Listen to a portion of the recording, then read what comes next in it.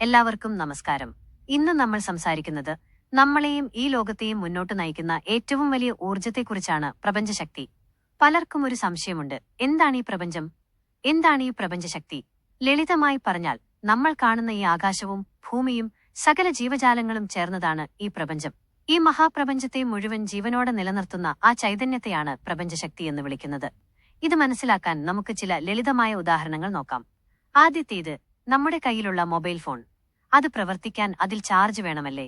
ആ ചാർജ് അല്ലെങ്കിൽ ആ കറന്റാണ് അതിന്റെ ശക്തി. ചാർജ് തീർന്നാൽ ആ ഫോൺ കൊണ്ട് നമുക്ക് ഒരു കാര്യവുമില്ല. അതുപോലെ നമ്മളെയും ഈ ലോകത്തെയും ജീവനോടെ നിലനിർത്തുന്ന ആ വലിയ ശക്തിയാണ് ഈ പ്രപഞ്ച ചൈതന്യം. രണ്ടാമത്തത്, റേഡിയോ ഫ്രീക്വൻസി. നമ്മുടെ മനസ്സിനെ ഒരു റേഡിയോ ആയി കാണുക. വായുവിൽ ഒരുപാട് പാട്ടുകളുണ്ടെങ്കിലും റേഡിയോ ഏത് നമ്പറിലാണോ സെറ്റ് ചെയ്തിരിക്കുന്നത്, ആ പാട്ടേ നമ്മൾ കേൾക്കൂ. നമ്മുടെ ചിന്തകൾ ഒരു റേഡിയോ സിഗ്നൽ പോലെയാണ്. നിങ്ങൾ എപ്പോഴും എനിക്ക് കഷ്ടപ്പാടാണ് എന്ന് ചിന്തിച്ചാൽ പ്രപഞ്ചം അത്തരം അനുഭവങ്ങൾ നിങ്ങളുടെ അടുത്തേക്കെത്തിക്കും. എന്നാൽ എനിക്ക് നല്ലത് സംഭവിക്കും എന്ന് ചിന്തിക്കുമ്പോൾ പ്രപഞ്ചം ആ നല്ല കാര്യങ്ങളിലേക്കുള്ള വഴികൾ തുറന്നുതരും. മൂന്നാമത്തത്, കാന്തത്തിന്റെ ശക്തി. നമ്മുടെ മനസ്സിനെ ഒരു കാന്തം പോലെ സങ്കല്പിക്കുക. ഒരു കാന്തം ഇരുമ്പിനെ ആകർഷിക്കുന്നത് പോലെ നമ്മുടെ ഉള്ളിലെ പോസിറ്റീവ് ചിന്തകൾ പുറത്തുള്ള നല്ല അവസരങ്ങളെയും ഭാഗ്യങ്ങളെയും നമ്മളിലേക്ക് ആകർഷിക്കും. നമ്മൾ ഉള്ളിൽ എന്ത് നിറയ്ക്കുന്നുവോ അത് നമ്മുടെ ജീവിതത്തിലേക്ക് വന്നുകൊണ്ടിരിക്കും. നാലാമത്തത്, വിത്തും വിളവും. ഒരു കർഷകൻ മണ്ണൊരുക്കി അതിൽ നല്ലൊരു വിത്ത് പാകിയാൽ മാത്രമേ നല്ലൊരു വിളവ് ലഭിക്കൂ. നമ്മുടെ മനസ്സ് ഒരു മണ്ണാണ്. അവിടെ നല്ല ചിന്തകളാകുന്ന വിത്തുകൾ പാകിയാൽ മാത്രമേ ജീവിതത്തിൽ നല്ല അനുഭവങ്ങളാകുന്ന ഫലങ്ങൾ പ്രപഞ്ചം നമുക്ക് നൽകൂ. കയ്പുള്ള വിത്ത് പാകിയാൽ മധുരമുള്ള പഴം കിട്ടില്ല എന്ന് നമ്മൾ ഓർക്കണം. അഞ്ചാമത്തത്, കണ്ണാടിയിലെ പ്രതിബിംബം. പ്രപഞ്ചം ഒരു വലിയ കണ്ണാടി പോലെയാണ്. നിങ്ങൾ കണ്ണാടിക്ക് മുന്നിൽ നിന്ന് ചിരിച്ചാൽ കണ്ണാടി തിരിച്ചു ചിരിക്കും. നിങ്ങൾ ദേഷ്യപ്പെട്ടാൽ കണ്ണാടിയും ദേഷ്യപ്പെടും.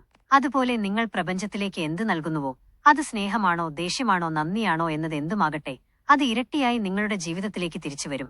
സത്യത്തിൽ ഈ ശക്തിയെ പലരും പല പേരുകളിലാണ് വിളിക്കുന്നത്. ചിലർ ഇതിനെ ദൈവം എന്ന് വിളിക്കുന്നു, ചിലർ ഈശ്വരൻ എന്നോ അല്ലാഹു എന്നോ കർത്താവെന്നോ വിളിക്കുന്നു, മറ്റു ചിലർ ഇതിനെ പ്രകൃതി എന്ന് വിളിക്കുന്നു. പേര് ഏതായാലും ഈ ശക്തി ഒന്നുതന്നെയാണ്. ശാസ്ത്രം പോലും പറയുന്നത് നമ്മളെല്ലാവരും ഈ വലിയ ഊർജത്തിന്റെ ഭാഗമാണെന്നാണ്.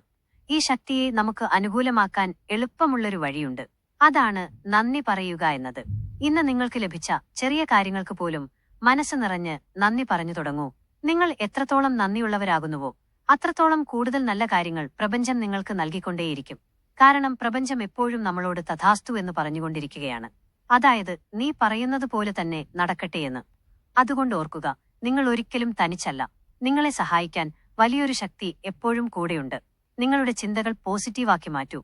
പ്രപഞ്ചം നിങ്ങളുടെ ജീവിതം മാറ്റിത്തരും. എല്ലാവർക്കും നന്ദി.